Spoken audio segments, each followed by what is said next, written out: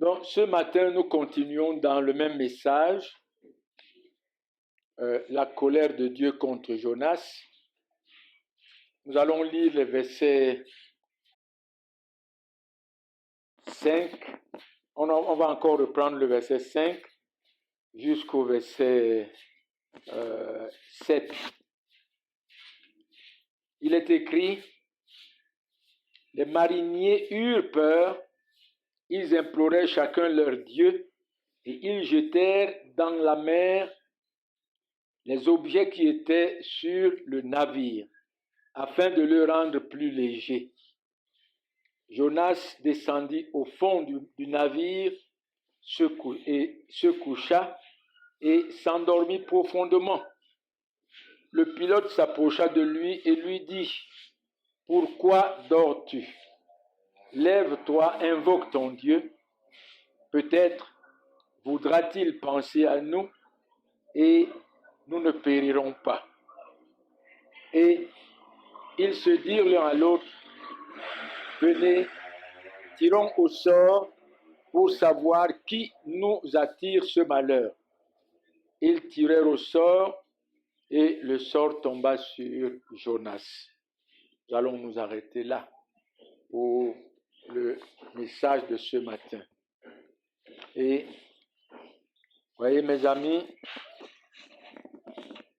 alors que la mer est en furie et que la tempête menace de couler le navire et que les mariniers ayant invoqué leur Dieu, sans qu'aucun de leurs dieux leur vienne au secours, et jeter tout le contenu du bateau dans la mer afin d'alléger le bateau, et sans que le bateau, n'est-ce pas, sans succès, Jonas, qui était à l'origine même de leur malheur, dormait profondément au fond du navire. Dormait profondément au fond du navire. Voyez, qu'est-ce que nous voyons là ce matin? Comme première chose, c'est l'insouciance de Jonas. Voyez mes amis, la main du Seigneur poursuit Jonas, mais Jonas est totalement insouciant, Jonas est totalement inconscient, Jonas est totalement insensible par rapport à la main de Dieu qui les poursuit et par rapport au malheur que les autres subissent à cause de lui. Totalement. Donc, voyons l'insouciance de Jonas. Voyez, Jonas dormait profondément au fond du navire, mais en réalité de quel sommeil? Il dormait, n'est-ce pas, d'un sommeil trompeur, un sommeil qui tendait à endormir la réalité dont ils étaient en train de vivre sur la mer, un sommeil trompeur qui lui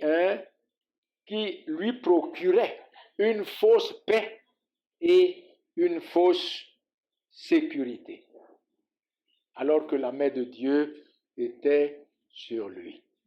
Une fausse paix et une fausse sécurité. Chers amis, combien de fois et combien parfois, nous les enfants de Dieu, nous sommes trompés par notre nature pécheresse et rendus sensibles à notre péché. Rendus sensibles à notre péché et à toutes les souffrances qu'elle apporte, à tous les effets négatifs qu'elle cause à ceux qui nous entourent, à ceux qui sont à côté de nous, qu'il cause aux autres. Vous voyez, c'est quelque chose qui ne serait pas nommé en tant qu'enfant de Dieu. Mais c'est ça la réalité. Vous voyez, c'est ça la réalité. Que nous sommes parfois insensibles, rendus totalement insensibles, inconscients. Et nous continuons dans notre chemin sans même tenir compte, voyez, des autres et de ce que nous leur causons comme souffrance. Et Combien parfois, n'est-ce pas, nous sommes trompés par notre nature pécheresse au point de croire que nous sommes en paix, au point de croire que nous sommes en sécurité, n'est-ce pas, après avoir commis le péché contre Dieu. Mais en réalité, la Bible dit qu'il n'y a point de paix pour les méchants. Il n'y a point de paix pour les méchants. Le méchant peut penser être en paix pendant un certain temps. Il peut penser être en sécurité pendant un certain temps parce que Dieu n'a pas frappé. Lorsqu'il a commis son péché, son forfait, Dieu n'a pas agi du tic au tac, mais le méchant n'est jamais en paix. Le méchant n'est jamais en sécurité. L'épée du jugement, l'épée de la colère de Dieu plane toujours sur sa tête. Même s'il s'en va dormir au fond de la mer comme Jonas. Même s'il s'en va dormir au fond de la mer. C'est une paix trompeuse. Une paix trompeuse. Et l'attitude de Jonas nous rappelle aussi l'attitude de David, notre prédécesseur David. Lorsque David a commis l'adultère avec Bathsheba, la femme de Uri, et qu'elle soit tombée enceinte, pour couvrir son péché, David a fait tuer Uri au front de guerre. Et après ça, David s'est endormi sur son péché. Il s'est endormi totalement jusqu'à ce que Dieu, qui est miséricordieux et compatissant et qui réellement ne veut pas que ses enfants soient condamnés avec le monde, envoie le prophète Nathan pour lui rappeler son péché qu'il a commis. Sinon, c'est ses péchés qu'il a commis, afin de le ramener à la repentance envers lui. Lisons, c'est une simple lecture parce que c'est très long. C'est très long. Nous lisons, mais nous n'allons pas lire toute la lecture, mais juste les 14 premiers versets. C'est une simple lecture. C'est clair et net, c'est passionnant d'ailleurs. L'Éternel envoya Nathan vers David. 2 Samuel 12, s'il vous plaît. Excusez-moi, 2 Samuel chapitre 12. 2 Samuel chapitre 12. L'Éternel envoya Nathan vers David, et Nathan vint à lui et lui dit, il y avait dans une ville 2 hommes, l'un riche et l'autre pauvre. Le riche avait des brebis et des bœufs en très grand nombre. Le pauvre n'avait rien du tout qu'une petite brebis qu'il avait achetée. Il la nourrissait et elle grandissait chez lui avec ses enfants. Elle mangeait de son pain, buvait dans sa coupe, dormait sur son sein. Et il la regardait comme sa fille. Un voyageur arriva chez l'homme riche et le riche n'a pas voulu toucher à ses brebis ou à ses bœufs pour préparer un repas au voyageur qui était venu chez lui. Il a pris la brebis du pauvre et l'a apprêtée pour l'homme qui était venu chez lui. La colère de David s'enflamma violemment contre cet homme et il dit à Nathan, l'Éternel est vivant. L'homme qui a fait cela mérite la mort.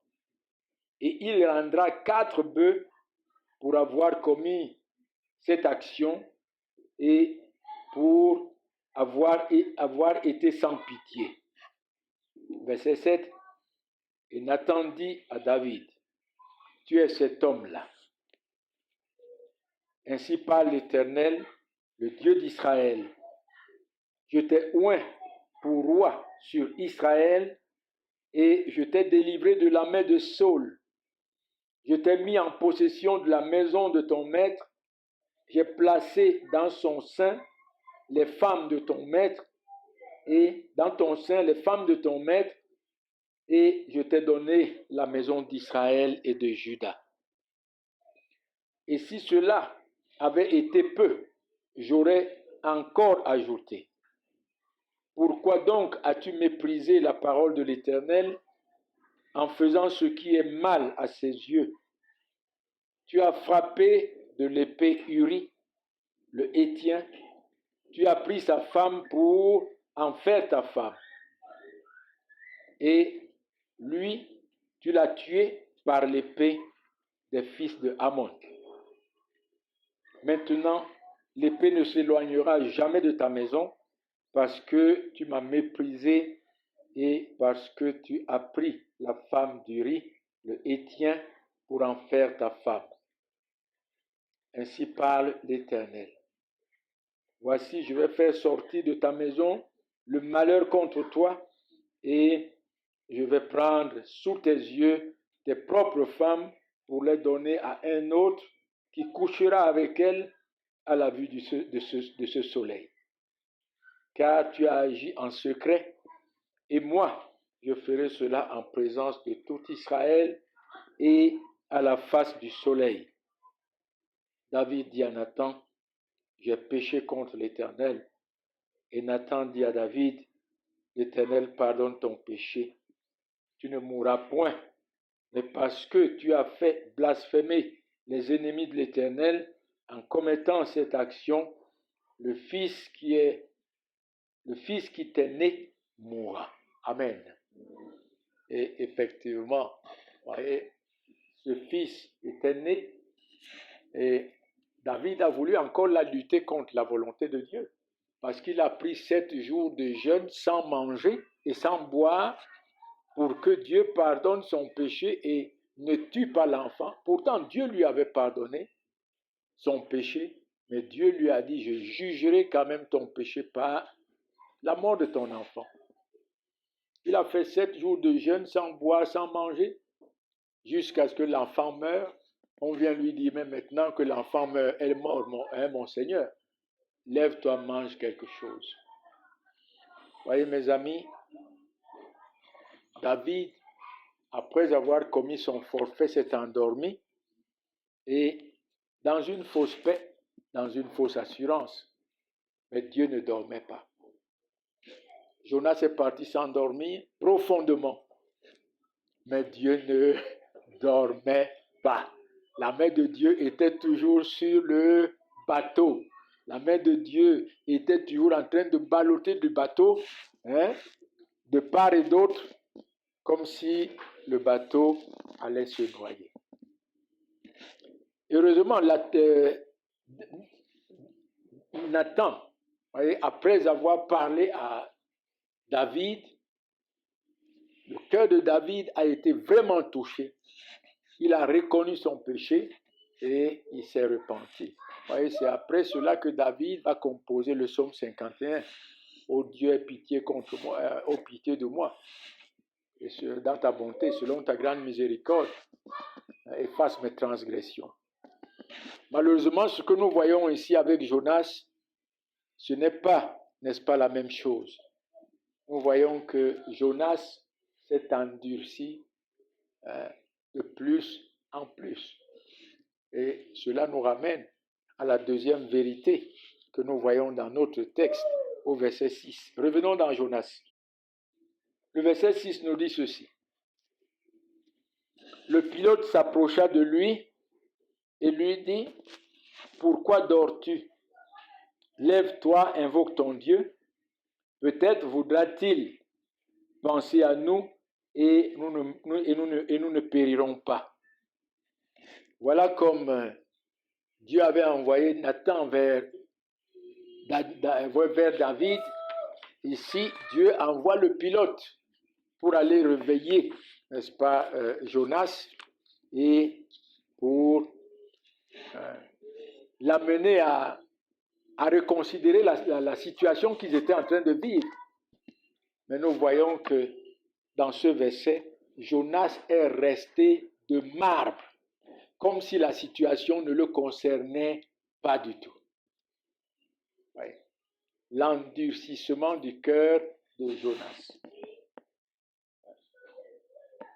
Et combien, mes amis, nous nous endurcissons vraiment dans notre péché. Combien nous nous endurcissons comme si véritablement le mal que nous commettons ne nous concernait pas. Même quand nous voyons les hommes touchés,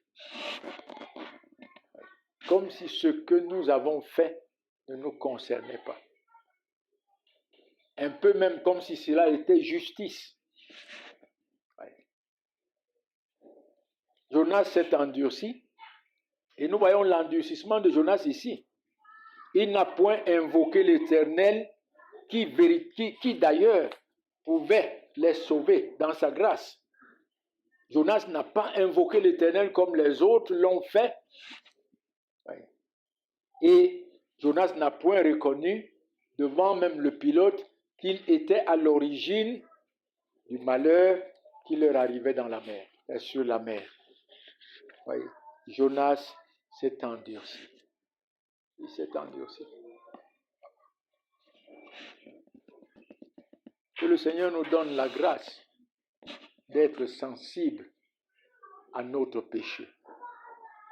Que le Seigneur nous donne la grâce de comprendre que le péché n'est pas notre ami personnellement et combien le péché fait blasphémer le nom de l'Éternel. Et combien notre péché peut toucher, même à vie, ceux qui nous entourent. Ceux qui nous entourent. Voyez par exemple le péché de cet homme, Géasi, lorsqu'il est parti mentir pour prendre les richesses que Naaman avait apportées pour donner en reconnaissance au prophète Élisée.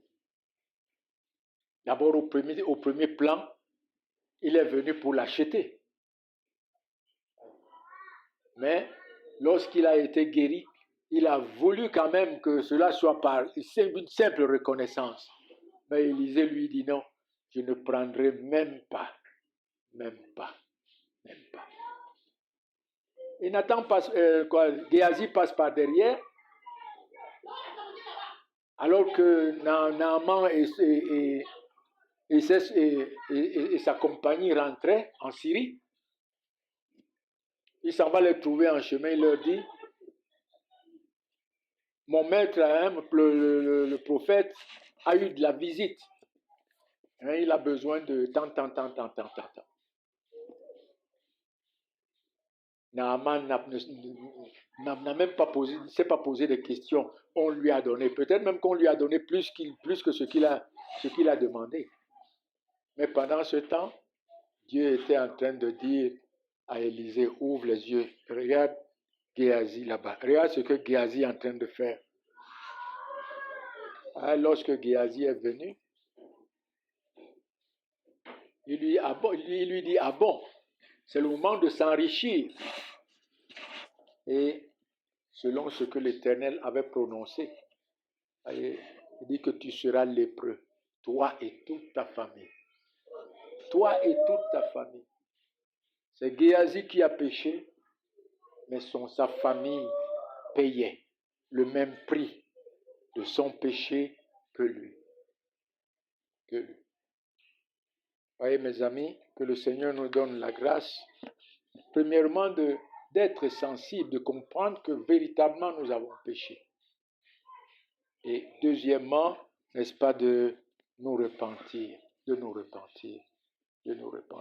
Parce que le péché n'est pas notre ami, pas du tout. Nous le paierons d'une manière ou d'une autre. Et aucun péché ne restera impuni devant Dieu. Aucun. Et ce que nous voyons ici, une deuxième chose très intéressante, c'est que, et non seulement très intéressante, mais très encourageante, c'est que Dieu notre Père pourvoira toujours aux moyens pour ramener à lui, voyez, ses élus, pour ramener à lui ceux qu'il a rachetés par le sang de Christ et qui ont été ou bien qui sont aveuglés par le péché et se rebellent contre lui. Vous voyez, c'est ce que nous avons vu de David.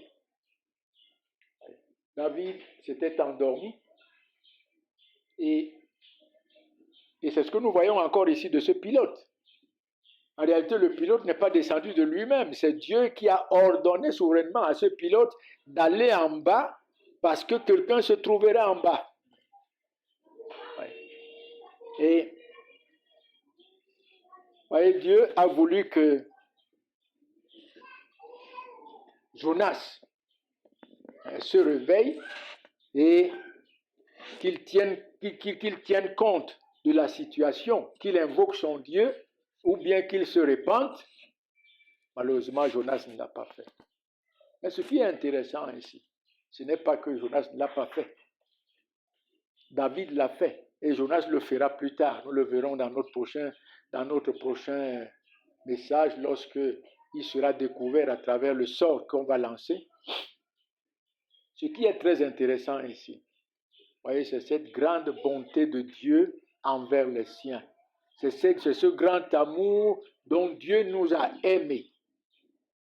Voyez, qui fait en sorte que rien ne peut nous ravir de la main de notre Dieu. Rien ne peut nous ravir de la main de notre Seigneur et Sauveur Jésus-Christ.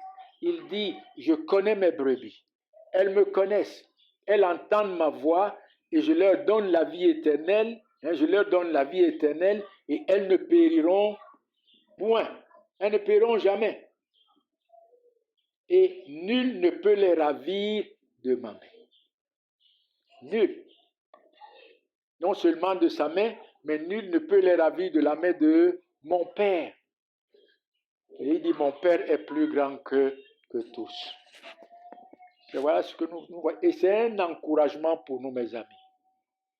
Parce qu'en réalité, si lorsque nous péchons, Dieu nous tourne le dos, personne d'entre nous ne serait même plus là maintenant.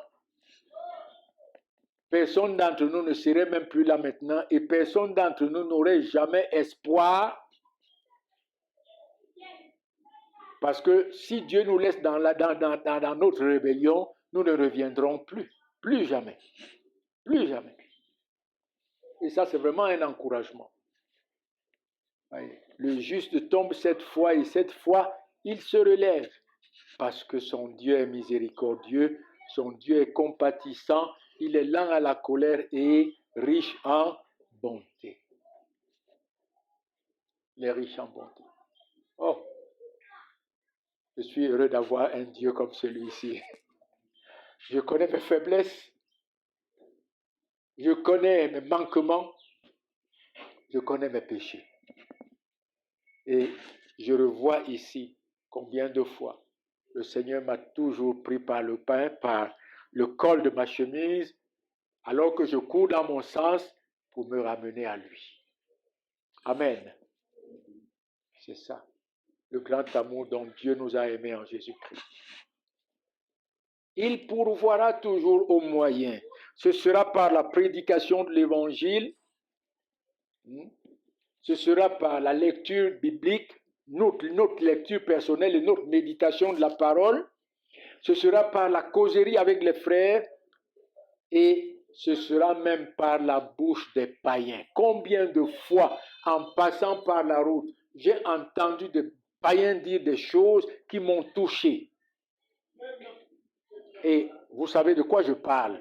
Vous avez les oreilles et vous écoutez ces hommes. Et n'allez pas dire c'est un païen. Parce qu'en réalité, ce qu'il dit, Dieu a voulu à cet instant précis qu'il le dise et que cela entre dans vos oreilles. Combien ces hommes, voyez, qui ne connaissent pas Dieu, sont des messagers de Dieu en faveur du peuple de Dieu. Comme cet homme ici. Oui. Il il était vraiment un messager de Dieu pour venir réveiller Jonas. Lui dit, mais dis donc, mais regarde la situation en face. Nous périssons, nous sommes en train de mourir. Et que le Seigneur nous donne la grâce, voyez, d'avoir des oreilles attentives, les yeux attentifs pour voir, non seulement voir, mais comprendre ce que nous avons vu, les oreilles attentives, non seulement pour entendre, mais comprendre ce que nous avons entendu. Parce que Dieu nous parle toujours chaque jour pour nous ramener. Dieu nous parle toujours chaque jour pour nous relever. Dieu nous parle toujours chaque jour pour nous restaurer. Mais le plus souvent, nous restons insensibles comme Jonas.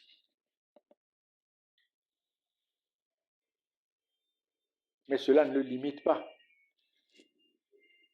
Parce qu'il ne permettra point que ceux qu'il a rachetés se perdent avec le monde.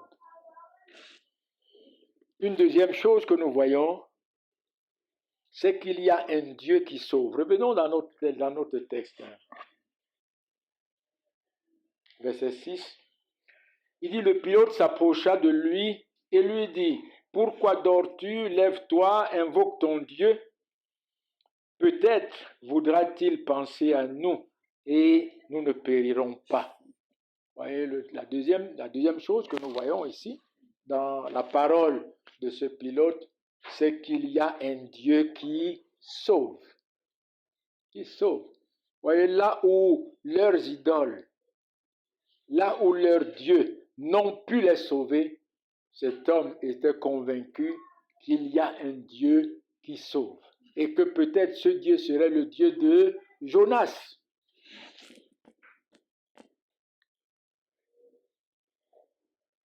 Il dit, lève-toi, invoque ton Dieu. Peut-être voudra-t-il penser à nous et nous ne périrons pas.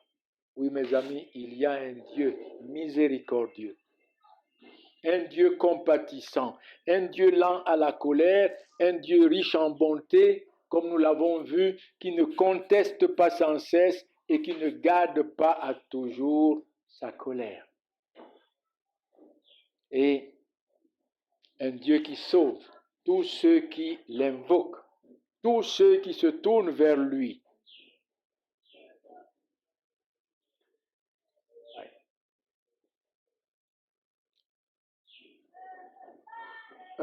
Humiliés par leurs péchés, tous ceux qui se tournent vers lui, les cœurs contrits, les cœurs abattus par leurs péchés, un Dieu qui sauve par la justice de son Fils Jésus-Christ. Lisons Ésaïe 57.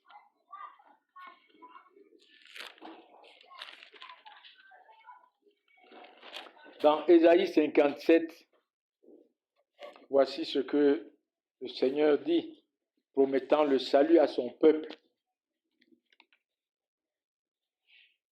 À son peuple qui se tournait toujours vers les idoles, mais il promet le salut à ceux qui lui appartenaient au milieu de ce peuple qui se tournait toujours vers les idoles.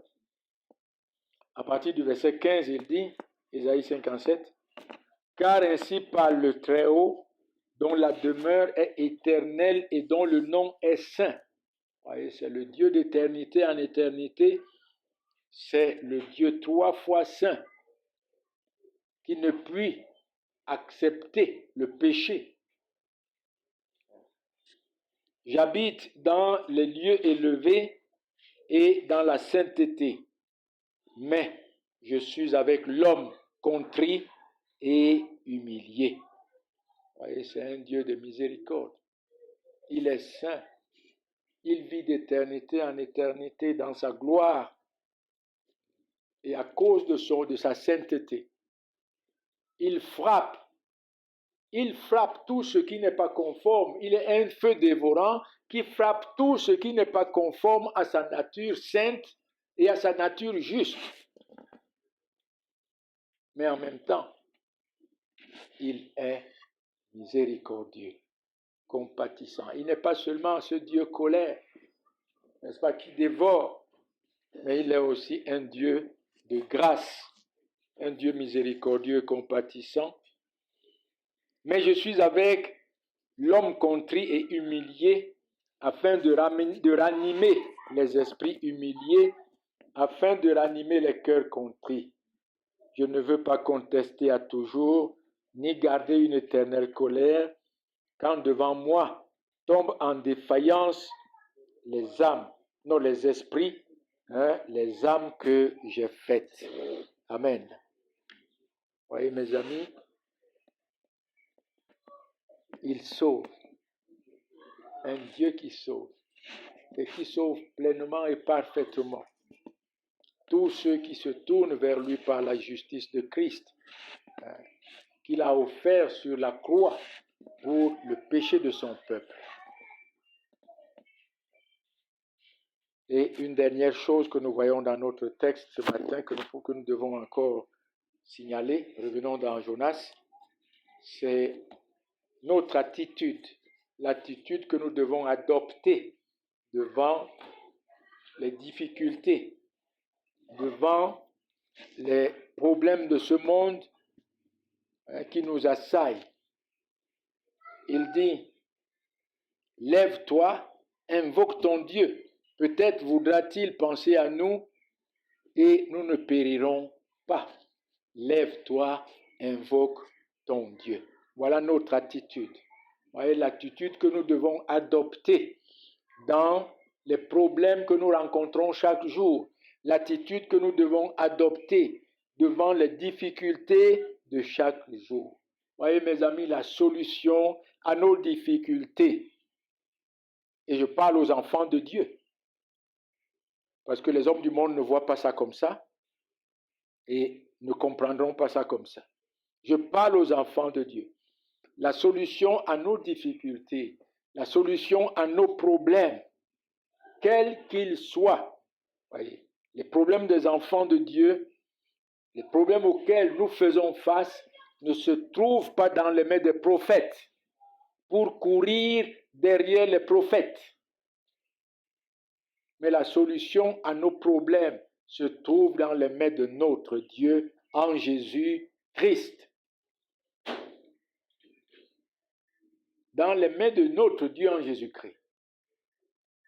Et c'est pourquoi, voyez, il dit ici à Jonas, il dit, mais la solution à notre problème se trouverait peut-être dans les mains de ton Dieu.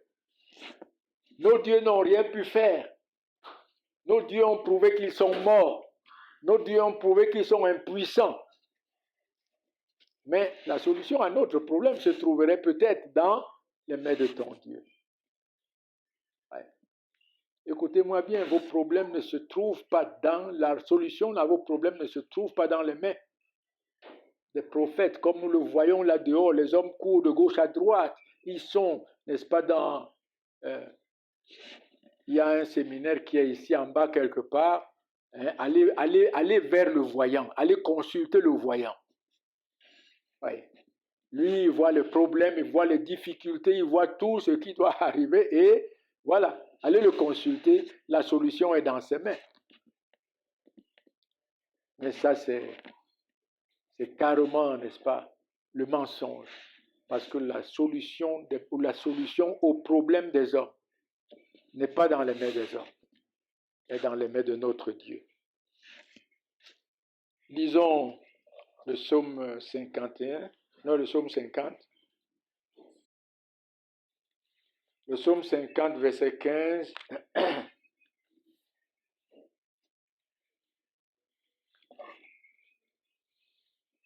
Ici, n'est-ce pas, l'Éternel est en train de blâmer son peuple, de reprendre son peuple par rapport à la fausseté de sa religion, hein, une religion formaliste.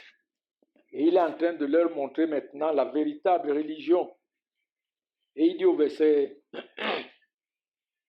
D'abord, il dit au verset 13, « Est-ce que je mange la chair des taureaux? Est-ce que je bois le sang des boucs ?»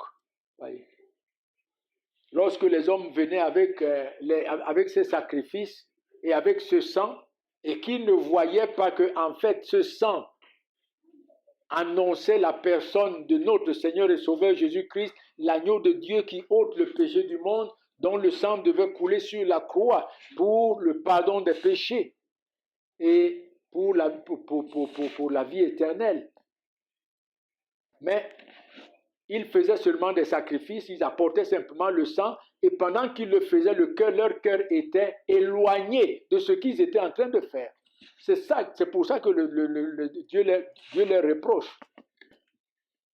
Parce que leur cœur n'était pas véritablement attaché à ce qu'ils étaient en train de faire, c'est-à-dire avec cette foi que Dieu leur a procuré un représentant, Dieu leur a procuré à travers ces sacrifices un représentant, Dieu leur a procuré à travers ces sacrifices un rédempteur. Le cœur était éloigné de Dieu. Ce peuple m'honore des lèvres, mais son cœur est éloigné de moi. Et cela peut revenir ici à nous. Nous pouvons être l'enfant de faire tout ce que nous faisons. Si notre cœur n'est pas solidement et enraciné, fondé et affermi en Christ, si dans notre cœur, Christ n'est pas élevé au-dessus de toute autre chose, c'est vain ce que nous faisons. Cela n'apporte aucun plaisir au cœur de notre Dieu. Et verset 14, il dit, offre pour sacrifice à Dieu des actions de grâce et accomplis tes vœux envers le Très-Haut. Et le verset 15, ce que nous devrions lire, et invoque-moi au jour de la détresse et je te délivrerai et tu me glorifieras. Amen. Voilà notre attitude. Notre attitude devant l'Éternel. Et lisons encore 1 Jean chapitre 5 et le verset 14. 1 Jean chapitre 5, verset 14.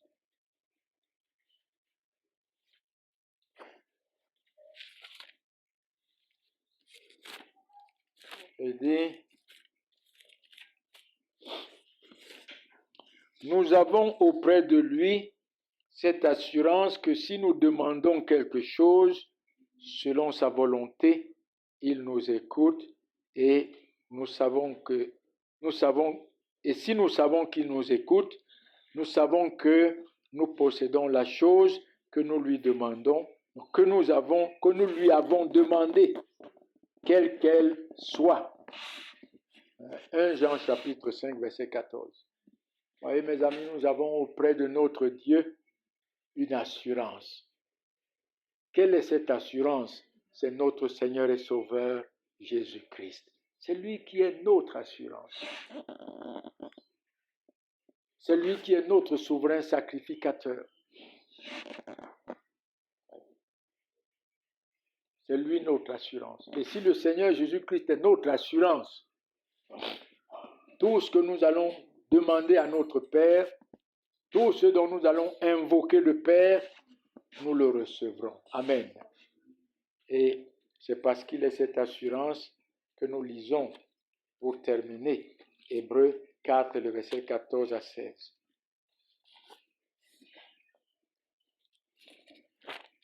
Hébreux 4, le verset 14 à 16.